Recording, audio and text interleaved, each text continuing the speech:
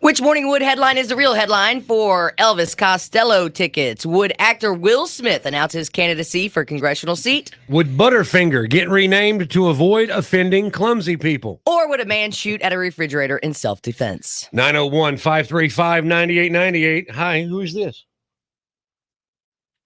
Hello. It's Brian. How you doing, Brian? Oh, Brian. Today's come the day, on. man. Third time this week is the charm. All right, man. I'm going to go with the refrigerator. You are correct, Yes! Brian. Yeah. Finally! You've got yourself Yeah. Morning Wood, and you got Elvis Costello tickets. Congratulations. Yes. Thank you. Brian, what day is it? It's Friday, bitches. An unnamed man who I guess he has no name was placing aluminum cans in his fridge last Saturday. One of them exploded. He was startled and immediately, John Wayne on the quick draw pulled his pistol and fired a round into the bottom of the fridge. That alarmed some neighbors, so they called the cops, and they found the guy yelling incoherently in an alleyway. He told the police that the people who live in the basement wanted to kill him and that they'd shot at him, so he fired back in self-defense. In the basement. Cuckoo. Is that the bottom of the fridge and I didn't know that had a name? I don't know. Only one small problem. Nobody lives in the basement below the man. In fact, there's no basement at all. It's all I can think of is Ghostbusters when he opens up the refrigerator. It's Sigourney Weaver's house apartment, And there's nothing in it, or it's that. Yeah, it's like that place where the gargoyles live. oh yeah, when he opens it up and it's like Yeah. a doorway to another dimension. Uh-huh. And he's just shooting in there. The man was arrested for second-degree unlawful possession of a firearm and discharge of a firearm.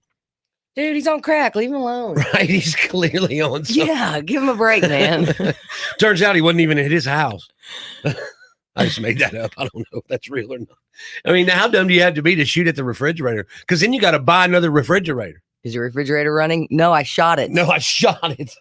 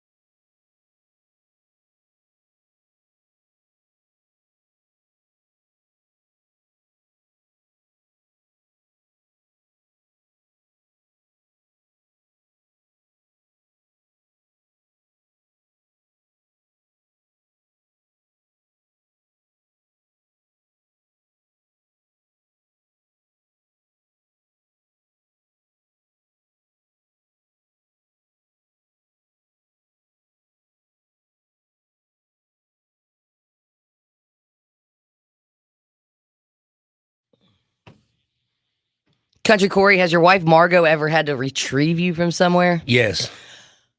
Work. Work? Yes, work. Man, mine's Beale Street. At least I was having a good time. You got to tell me that next. I was having a great time too.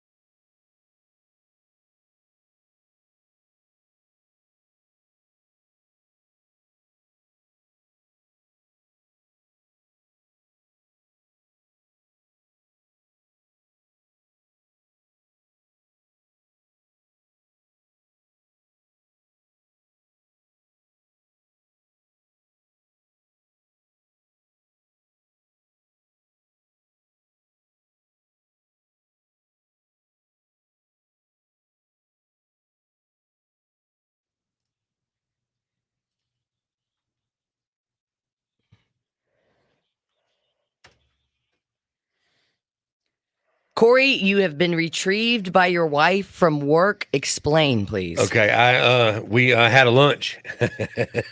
Like a 3 martini Yeah, lunch. it was more like a 6 martini lunch. I didn't realize that the beer I was drinking was really strong, and I was just going to have a couple. And after the second one, I had a nice little buzz, so I thought, hey, I want more. Right, you can't stop there. That turned into 2 more. And the next thing I know, I'm stumbling back to the office, and my boss is like, okay, you sit down. We're calling your wife to come get you. You can't stay here like this, but I'm not letting you drive home. That was in South Haven. We live in Bartlett. And so my wife had to come to South Haven from Bartlett to get me, leave my car there. Right. Then had to take me to work the next morning at 4 a.m. Oh, so you guys got along that day real well. Oh, she was thrilled with me for 48 hours. Were you supposed to work when you got back from lunch, or was your day kind of My done? day was kind of done. Yeah, see, that's the one thing about the morning show people don't understand. If I'm drunk in the afternoon, it's because I started at 4 a.m. Right. 5 p.m. is actually like our 2 p.m. to us. Right, yeah. Something like that. Yeah. At 2 o'clock, we're ready for a cocktail. Right. And at 7, we're ready for bed. If we've done the cocktail hour right anyway. I was down on Beale Street with a group of us. I don't remember what we were doing, but there was about 5 of us, and we needed a ride. I don't know who was the designated driver. I'm going to assume myself because I'm pretty irresponsible with that. I won't drive, but I won't not drink. Right. But you'll say you're going to drive. Yeah, I'll tell everybody, hey, yeah, I got this. Don't worry about it. And then I'll be like, nah, Never nope, mind. we're going to have to figure out something else. I think I go in with good intentions, but just Right. come out with bad. You go in with good intentions, but then the devil takes control. So I had to call the carpenter. We weren't married yet. We were just dating, but he had a minivan because of working in furniture repair. He drove a minivan. He Right. likes minivans. So I was like, let's just call the carpenter. Come on down to Beale Street and get us. So he comes down, and I just remember him opening up his back doors for 5 of us to pile in the back. And he goes, hey, Jennifer. Jennifer goes, hey, Carl. I was like, y'all know each other? We dated in college. This got interesting. Well, Then I just invited Jennifer back home with us. It was weird. Just kidding. come on, hang out. Have some more beers at the house. Why not? There's no telling with my friends, especially my friends Shannon and Katie. They're kind of wild, and they're on their way down to Florida. I know they've got a story. Have you guys ever been retrieved by your spouse? Oh, I'm going to leave that one up to Katie. No, that's horrible. Come on, Katie. Come on, girl. No, Tell her about that night at the Red Roof Inn on American Way. no, that was one of those. That was a different hotel. It's better. It was worse than the Red Roof. It was the Admiral's Bimbo, wasn't it? Admiral Bimbo, baby. You got it. Damn.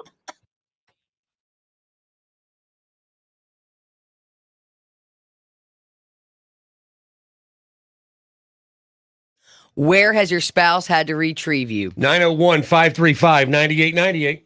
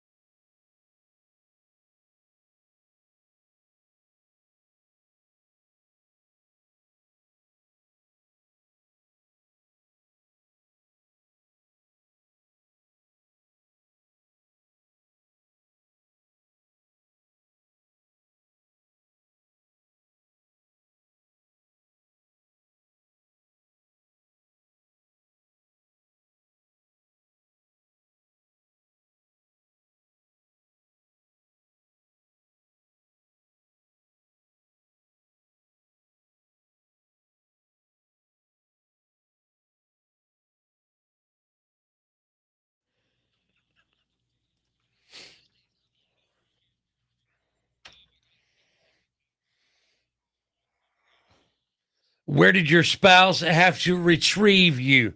Danny, the carpenter had to pick Danny up on Beale Street, which is not that odd. No, My wife had to come get me at work one day. that's hilarious. 901 535 9898. Good morning. Hey, my wife had to retrieve me from a volunteer charity poker game for a baseball team. It wasn't a little league team, was it? Absolutely was. That's awesome. No, it was not a good weekend. She was mad at me for the entire weekend. This was a Friday afternoon. So would you call her and say, "Look, I need you to come get me"?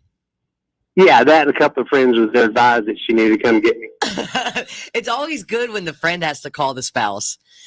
Yeah, no, I called her, but it was good advice that he gave me. So it was like I said, it was rough. Little League Baseball. Hey, remember that thing I volunteered for? I got drunk. Come get me. Yeah, it wasn't a good look. What day is it? It's Friday, bitches. Al Johns on our Facebook Live says church. Church? I would love to know that story. Must Al. be Catholic. 901 535 9898. Yeah, that work thing, she was mad at me all weekend too. What is it? Why do people get mad at you? Because you're being responsible. You didn't Right. drive your car drunk. Right.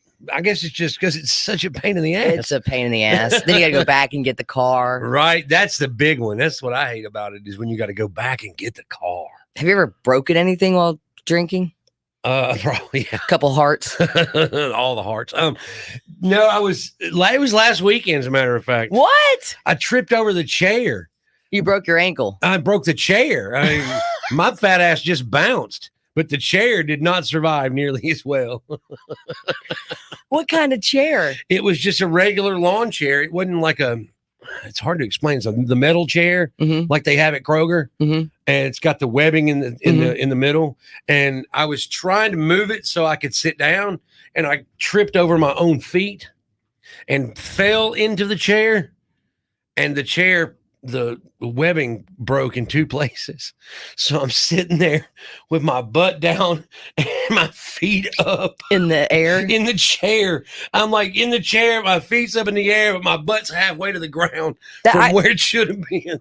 The exact thing happened to me. It was right when the carpenter and I started dating. I think it was like the first time I was ever invited to the family lake house. And I sat down in the chair and it broke. Feet up in the air. Nice. He was like, are you okay? And my dumbass, I look over and there's that can of Cutter and a can of Off bug spray, both of them. And I put the cans together. And I was like, cut her off. Now they'll think I'm sober. Cut her off. Because it's time to cut you off. 901 535 9898. Go ahead and call.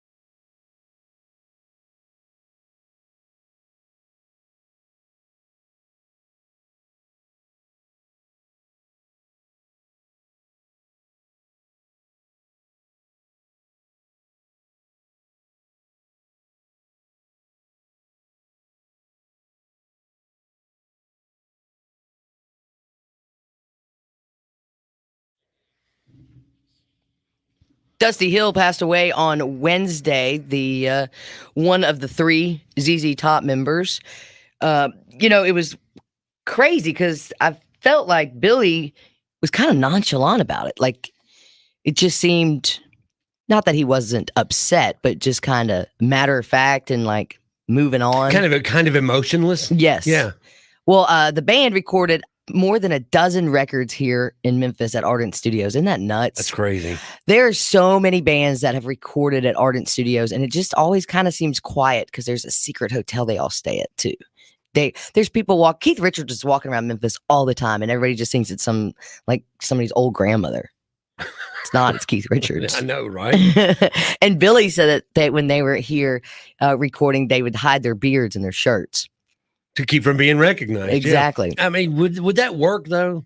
I guess it would, because that's really the only way you'd recognize ZZ Top is if you saw them on the street, unless you were just a huge fan. Because they always have sunglasses on. All they have to do is take their sunglasses off, and you wouldn't know who the hell they were. Yeah, that's true too.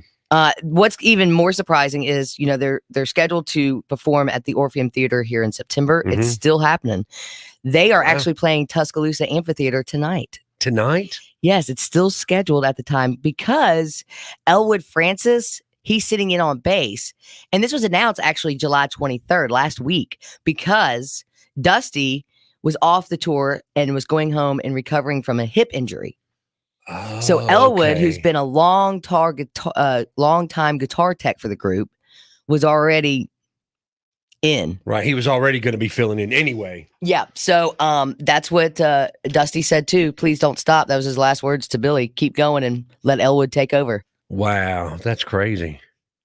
Hey, if you want to know how he began singing and playing bass, he has his older brother and Elvis Presley to thank. So when I was a kid, my mother was a waitress, and Elvis used to come in where she worked. He was not that well known outside of Memphis at that time. So anyway, he had a record. It was on the jukebox. She brought it back with her when we moved back to Dallas, and I used to sing to it. The first time I got money for singing a song, I was 8. My brother Rocky, 2.5 years older, he and I sung a song one time. There was a table right here beside me, and people started throwing change on that table, these quarters. So I leaned down to my mother. I said, "What is that?" She went, "That's for you." But playing in a rock band gives you instant cred. I don't really remember how exactly it happened. We'd still playing this one beer joint, and my brother played guitar and I sang. We decided we need a bass. This is stupid. I went, okay, well, I thought he was talking about hiring somebody, but no, you're it. No, they're talking about you, buddy. They're talking about get off the cello or whatever. Yeah, we take Memphis for granted so much. Sometimes, yeah. We wouldn't like do it if y'all would quit being so secretive when you come here. Just make a big production out of it. Come on down to the rock studio. Yeah, we're the rock station. Come on down like they used to. Wouldn't that be fantastic? Man, it would be if just rock stars would just wander in. I mean, Jack White has been here a million times. He's done all his albums at Ardent too, but no, I'm going to be all secret and not let anybody know I'm here. No, I'm going to be all brookaboo about it. Yeah. I'm hiding. I'm famous. Led Zeppelin recorded at Ardent. Come on down. Where's Jimmy Page when you need him? I don't know. I mean, for crying out loud.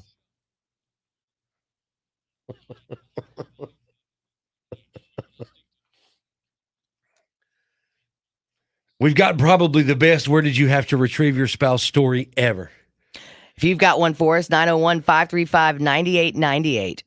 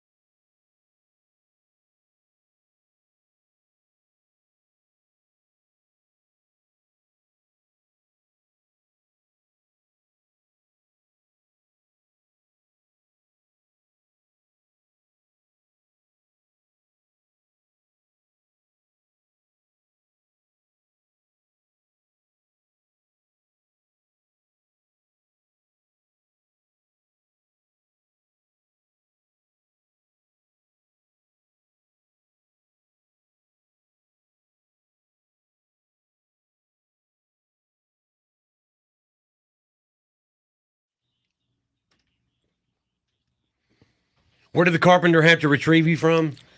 Quite a few places, but the one I remember is Beale Street. My wife had to pick me up from work one time because we had shots at lunch. Now, when you went back to the office, who were you at lunch with? Were you just drinking alone? No, I was with a salesperson and the boss. And they didn't have one too many either, or what? I guess they tempered themselves a little more than me because they still had half a day left and I was done. Was Julie working there? No, I don't believe so. Oh. 901-535-9898. Where did you have to retrieve your spouse? I'm wondering, I was going to tell you where I had to pick up my husband from. Oh, where'd you have to get him? I had to get him from jail one night. Oh. And since I wasn't 21, I had to bring my dad with me. Oh. What happened? Why did he end up in jail? Oh, he smarted off, and things didn't go so well, so they took him. He smarted off to a police officer and it went downhill from there, huh? Yeah, he was young. I'll give him that. Hey, what day is it? It's Friday. Friday what?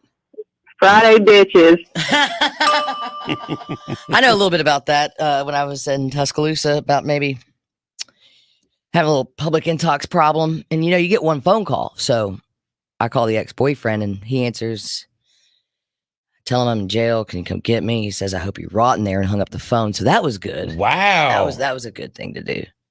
That's why. What do you do now, though? Because you don't know anybody's phone number.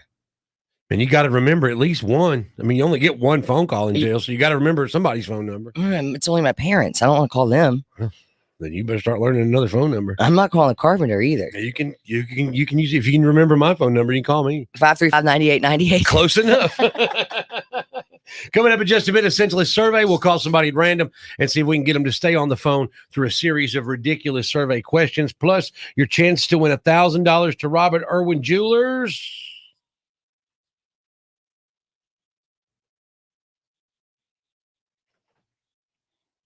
It's time to play Relationship Roulette. You will win $50 to Robert Irwin Jewelers just by playing, and you will qualify for that $1,000 from Robert Irwin Jewelers. Give us a call. We're going to ask you a question. Then we'll call your significant other. They've got to answer the same way, and you are qualified. 535-9898.